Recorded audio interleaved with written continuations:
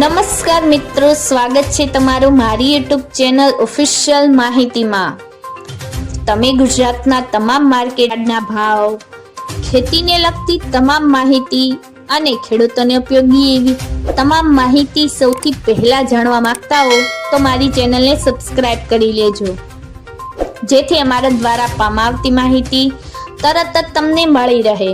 તો ચાલો જાણીએ આજના એરંડા વિશે। આવનારા સમયમાં એરંડાના ભાવમાં શું ફેરફાર થવાને પાત્ર છે, આના વિશેની સંપૂર્ણ માહિતી જાણવા માટે આ વિડિયોને અંત સુધી જરૂર નિહાળજો।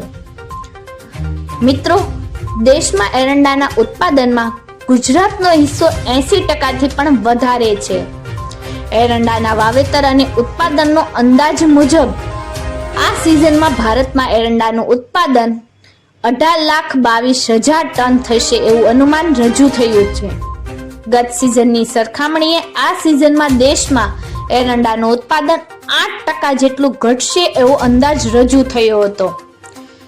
મિત્રો, આ સિઝનમાં ગુજરાતમાં એરંડાનું વાવેતર 13% જેટલું ઘટ્યું છે। જોકે ગત સિઝન કરતા પાકની સ્થિતિ સારી છે, આથી હેક્ટર દીઠ ઉત્પાદન વધી શકે છે। આ કારણે જ ગુજરાતમાં ગત સિઝનની સરખામણીએ એરંડાનું ઉત્પાદન 7% જેટલું ઘટશે।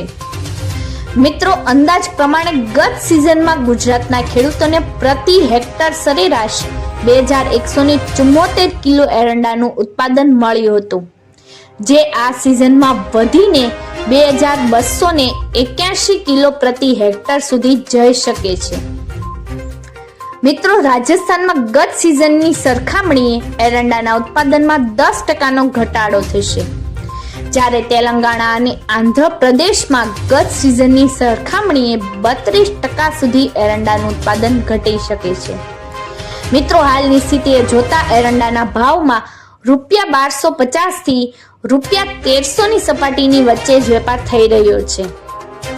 એરંડા એ સંપૂર્ણ રીતે નિકાસલક્ષી કૃષિ પેદાશ છે। આપણો દેશ મોટા પ્રમાણમાં દિવેલની નિકાસ ચીન અને યુરોપના દેશોમાં કરે છે। દિવેલમાંથી બનતું સિબાસિક એસિડ અનેક ઉદ્યોગોમાં વપરાય છે। એટલું જ નહીં મિત્રો, એરંડાનો પાક લાંબા ગાળાનો હોય છે અને એરંડાનો પાક 2 સિઝન સુધી ઊભો રહે છે, જ્યારે બીજી તરફ એરંડાના ભાવ લાંબા સમયથી એક સ્તરે જળવાયેલા રહ્યા છે। આથી એરંડાના વાવેતર વિસ્તારમાં છેલ્લા ઘણા સમયથી નોંધપાત્ર વધારો થયો નથી। આથી આવનારા સમયમાં ભાવ વધવાની શક્યતા વધી જાય છે।